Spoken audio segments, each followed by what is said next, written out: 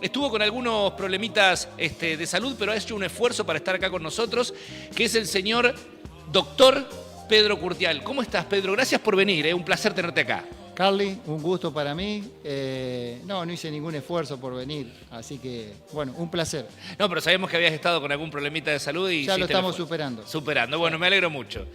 Bueno, Pedro también fue legislador provincial y bueno, y has tenido una trayectoria muy larga, tanto como abogado como también desde el punto de vista de la política. Exacto. Sí, bueno, yo me interesé por la vida pública, por la política a partir de los 15 años. Y 15, 16 años en colegios secundarios, trabajo en los barrios, y bueno, y después continué sin solución de continuidad, salvo en interregno de la dictadura militar del 76 al 81, pero bueno. En el 80-81 empezó de alguna manera medio subterráneamente, pero empezó un movimiento social de resistencia con los sindicatos, estudiantes, etcétera, a las políticas de la dictadura militar y al régimen militar. Y yo en ese entonces vivía en Buenos Aires y... ¿Ya te habías recibido? ¿Estaba estudiando? Estaba terminando la carrera. Uh-huh. Bueno, participamos en algunas movilizaciones y después ya en 81-82, acá en Pergamino, cuando ya se veía después de la derrota de Malvinas, que era el final de la dictadura militar y se acercaba una salida hacia la democracia, adherí a la agrupación Azul y Blanca del justicialismo y bueno, ahí empecé todo un derrotero político. Desde luego, bueno, entonces ya desde los albores de la democracia, en la política grande, digamos, en la política de las primeras ligas. Sí, yo te diría que en la política, como en todos los órdenes de la vida, tenés que hacer el jardín de infantes, la primaria, la secundaria y así sucesivamente. Si no, pasa un poco como está pasando lamentablemente hoy en la Argentina con Milei y su hermana, que no fueron al jardín de infantes y ni menos a la primaria, y bueno, y ves algunos de los desaguisados que estamos viendo cotidianamente. Bueno, además, tengo entendido que tanto vos como Julio y también tu hermano Charlie, a quien todos recordamos mucho, son todos maestros de pala, porque se criaron en una cuadra de panadería.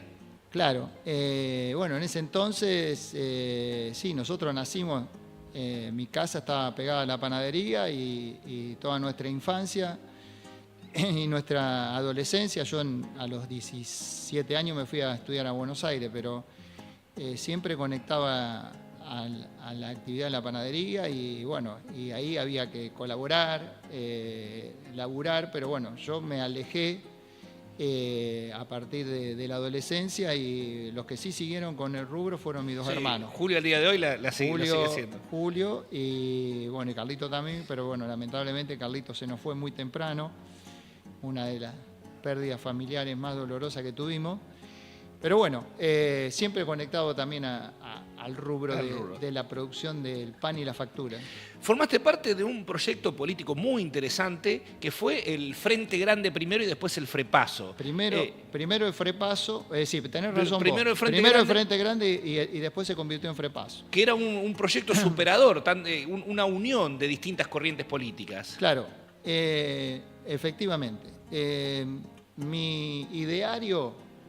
de alguna manera mi cosmovisión de la sociedad está impregnado de postulados de justicialismo y esa matriz sigue estando. Pero en la experiencia del menemismo a mí me marcó mucho. Yo hice campaña yo era concejal en ese momento. Hicimos campaña para que Menem fuera presidente, Menem Duhalde, y los dos lemas de la campaña eran el salariazo y la revolución productiva. veníamos de una etapa muy difícil con Alfonsín, con la hiperinflación, con la problemática del endeudamiento externo. Nosotros no habíamos vivido, decían nuestra generación, lo que era un proceso hiperinflacionario, y es un proceso que desorganiza totalmente la vida societaria. El nazismo tiene como una de las causas, uno de los detonantes, la hiperinflación en la República de Weimar. En la República de Weimar, exactamente. Entonces, es un proceso que desquicia, es decir, saca de quicio, se pierde toda razonabilidad, toda regla, toda norma, la hiperinflación. Bueno, veníamos de experimentar eso, y bueno, Menem aparece también como un personaje totalmente disruptivo del sistema político. Todos pensábamos que Cafiero era el heredero, o mejor dicho, el candidato natural, pero aparece Menem. Bueno, y Menem, una vez en el gobierno, desde la primera designación de ministro de Economía, que se la otorga a Bungibor, empieza a implementar una política total y absolutamente contradictoria a lo que es el ABC de las ideas del justicialismo. Bueno, después aparece la convertibilidad, y te lo menciono esto porque tiene alguna similitud con lo que está pasando Justamente ahora. Justamente te iba a preguntar qué conexión podías hacer con lo de ahora. Para llevarte a la actualidad, que a lo mejor es lo que le puede interesar a alguien que nos esté escuchando. Y en ese momento, diríamos, auge del neoliberalismo en el mundo. Consenso de Washington. Había caído el famoso muro de Berlín. Parecía que habíamos llegado al fin de la historia y del último hombre, según Fukuyama. Y bueno, se toma, diríamos, sin beneficio de inventario, todo ese decálogo, ese conjunto de ideas del consenso de Washington, que había aplicado Margaret Thatcher en Inglaterra y Ronald Reagan en Estados Unidos, y se aplican esas políticas de desregulación, privatización, minimización del Estado, apertura indiscriminada de la economía, reconversión productiva, etcétera, etcétera, etcétera, que con la convertibilidad se acentúa, y que en los primeros años, cuando después de aquella hiperinflación se trae como fruto la convertibilidad, la estabilidad monetaria y prácticamente la desaparición de la inflación, en la Argentina durante 3 o 4 años hubo deflación. Es decir, no solamente que no hubo aumento de precios, sino decrecieron. Bajaron, sí. Pero el costo de eso fue una desindustrialización absoluta del aparato productivo, una tarea que había empezado Martínez de Oz en el 76, trajo como consecuencia los índices más altos de desocupación desde la década de 1930, con la crisis del sistema capitalista a nivel mundial.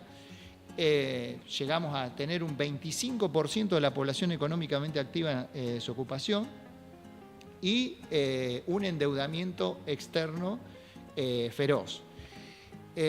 Una pérdida absoluta del tejido social, es decir, ahí aparecen las primeras manifestaciones piqueteras, sectores de la población argentina que quedan absolutamente en el desamparo, porque no había una red de contención que comenzó a instalarse después de la crisis del 2001 con el gobierno de Duhalde. Y nosotros, además de otras cuestiones que también son muy importantes y habría que mencionar, que Menem, por ejemplo... El indulto. Exactamente, tomó esas medidas, y bueno, nosotros dijimos, hasta acá llegamos, esto no tiene nada que ver con el justicialismo, no tiene nada que ver con el irigoyenismo, no tiene nada que ver con las tradiciones nacionales y populares, etcétera, y nace esta opción del FREPASO. Germán Abdala. Exacto. Y hay que decirlo con todas las letras, porque si la experiencia de vida no te sirve para aprender, y uno aprende fundamentalmente de los errores, había que vencer al menemismo, había que desalojarlo. El menemismo en los últimos años se planteaba la dolarización. Los mismos Roque Fernández, Campos, es decir, los mismos economistas que rodearon a Milei ya planteaban como una salida extrema de la convertibilidad, ya hacía agua por todos los costados. Ahora, ahí se toma una decisión muy equivocada de parte, por supuesto yo era solamente un dirigente local y provincial, no tenía ninguna incidencia a nivel nacional, nunca participé en el gobierno nacional ni nada, más en la provincia de Buenos Aires nosotros éramos oposición al gobierno de Duhalde y después fuimos oposición al gobierno de Rucauf. Exacto. Bueno, y votamos consecuentemente con todas las ideas que nosotros traíamos del justicialismo y del frepaso. Ahí están todas las votaciones, nos opusimos a todas las privatizaciones que terminaron todas en fracasos. Desde cuando se privatizó el agua en la provincia de Buenos Aires con Azurix, a los puertos, y etcétera, etcétera, etcétera. Bueno, pero ¿qué pasó? En ese momento se tomó una decisión política muy equivocada de parte de los líderes, tanto del Frepaso como de la Unión Cívica Radical, porque rendía votos, porque, diríamos, la gente quería eso de mantener la convertibilidad. Y se mantuvo la convertibilidad y fue una política absolutamente equivocada porque se quiso mantener una estabilidad monetaria básicamente anclada en el tipo de cambio del 1 a 1, absolutamente ficticio. Y eso nos llevó a profundizar el endeudamiento, a profundizar la recesión económica, la desindustrialización, y terminó todo en la eclosión del 2001. Bueno, ¿Qué parangón podrías hacer con lo que pasa ahora? Hoy, el mismo, diríamos, marco teórico equivocado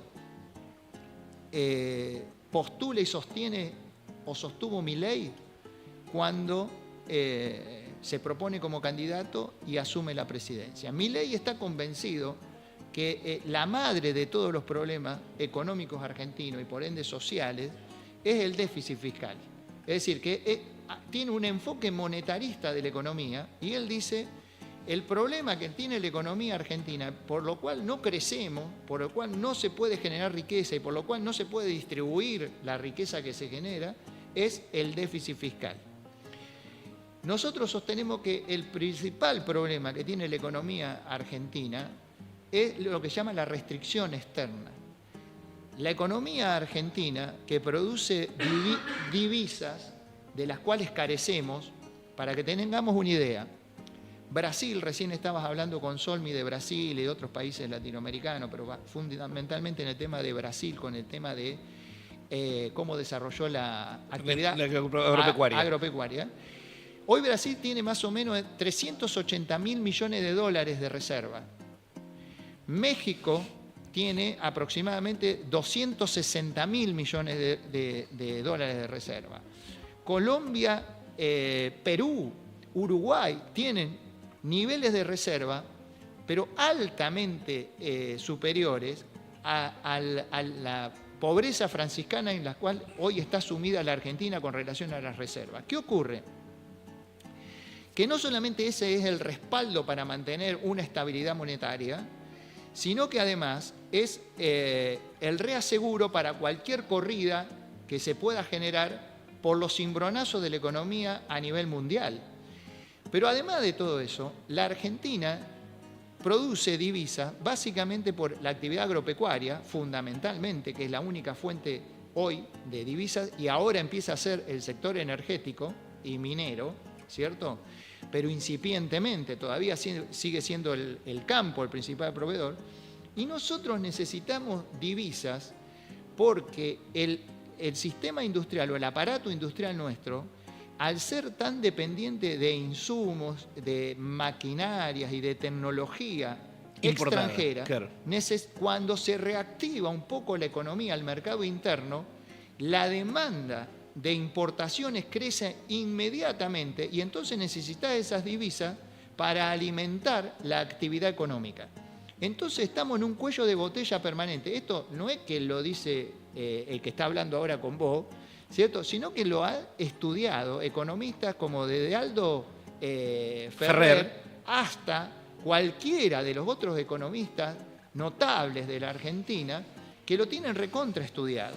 Entonces, vos la única forma de mantener la posibilidad de una economía en crecimiento, que genere riqueza, que genere posibilidad de progreso, que genere posibilidad de expansión, de que la gente pueda acceder al crédito, etcétera, etcétera, es si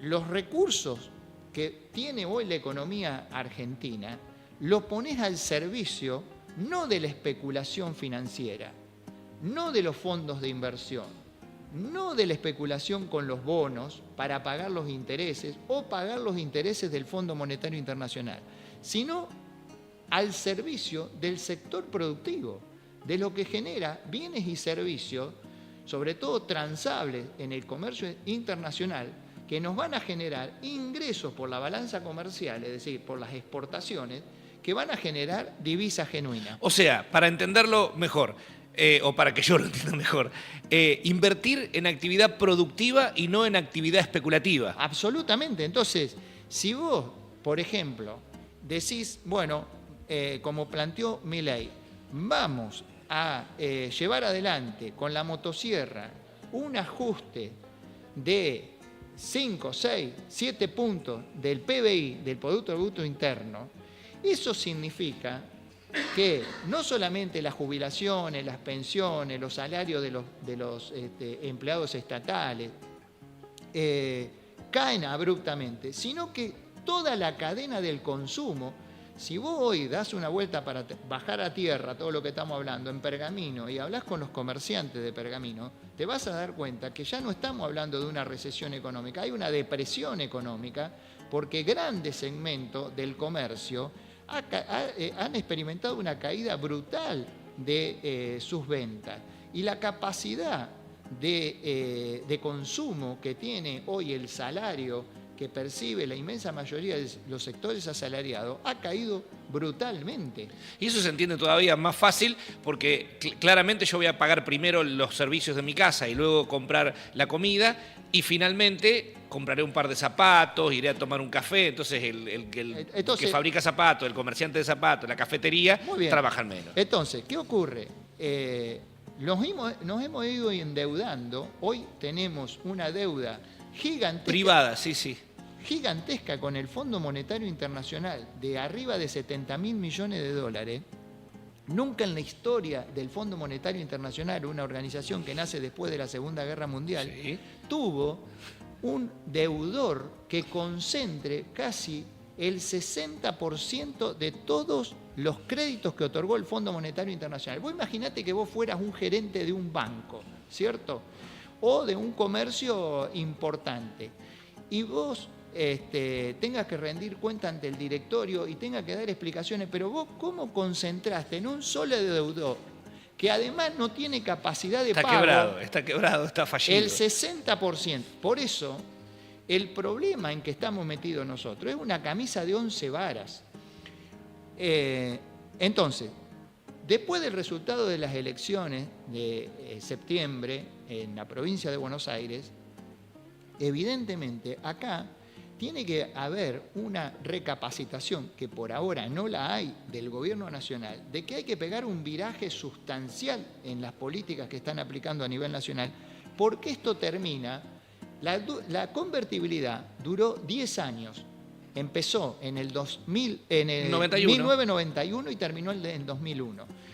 Este proceso de haber tratado de calmar la inflación o controlar la inflación de nuevo a través del ancla cambiaria, es decir, de una paridad cambiaria artificialmente baja, va a terminar mucho antes por varias razones, porque en ese momento, cuando Cavallo toma el gobierno con Menem y aplica la convertibilidad, la Argentina tenía activos muy importantes que lo fue liquidando a través de las privatizaciones, como Entel, como la siderúrgica de San Nicolás Omisa, Aerolíneas Argentinas, Aguas Argentinas, YPF. Que fue la última. YPF fue la última. Exactamente. Bueno, todo eso que ese gobierno legitimó y avaló,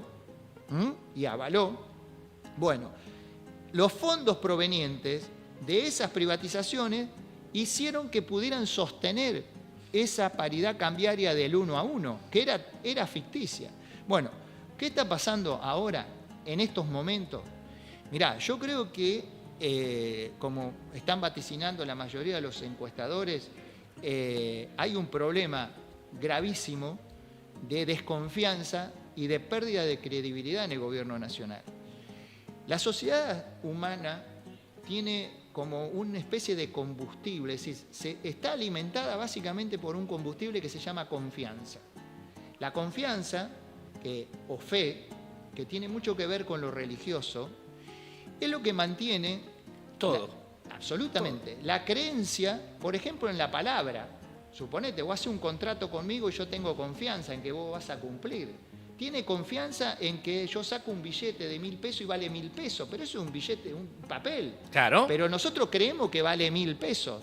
Bueno, este mundo donde vivimos está basado en la confianza y los gobiernos tienen capacidad de actuar en las sociedades, de incidir e influenciar en el comportamiento de sus gobernados, siempre y cuando tengan confianza, porque eso le da la legitimidad. Lo que se está evaporando es esa confianza. No es que solamente los bonistas o los inversores a través del riesgo país que mide el nivel de confianza la están perdiendo. La está perdiendo el común de la gente en que acá hay salida. ¿Es reversible?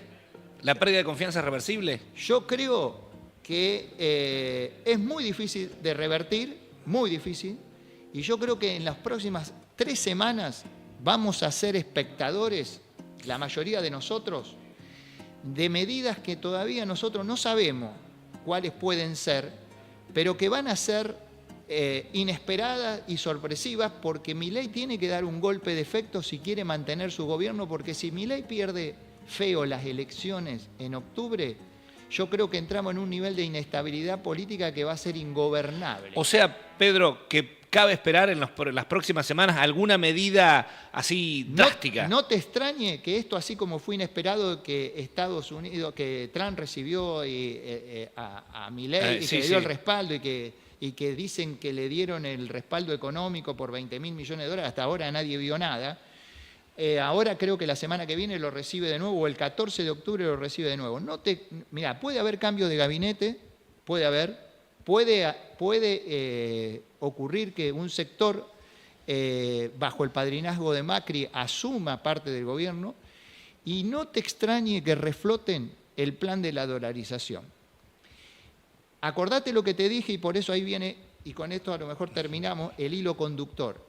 Cuando se estaba cayendo la convertibilidad en la época del gobierno de Menem, los papers que circulaban en los ministerios de Economía hablaban de dolarización. Acordate que las dos banderas que hacía flamear Milei para ganar las elecciones fue la motosierra anticasta y la dolarización. La motosierra la llevó a fondo y ahora tenés la recesión que tenés y tenés todos los problemas sociales que tenés. El tema de la casta es algo que ya no puedo decir más nada porque lamentablemente quedó demostrado que Milei en ese sentido es más de lo mismo. Queda la dolarización. No te extrañe que la saquen del baúl y la pongan arriba de la mesa como el último conejo de la galera.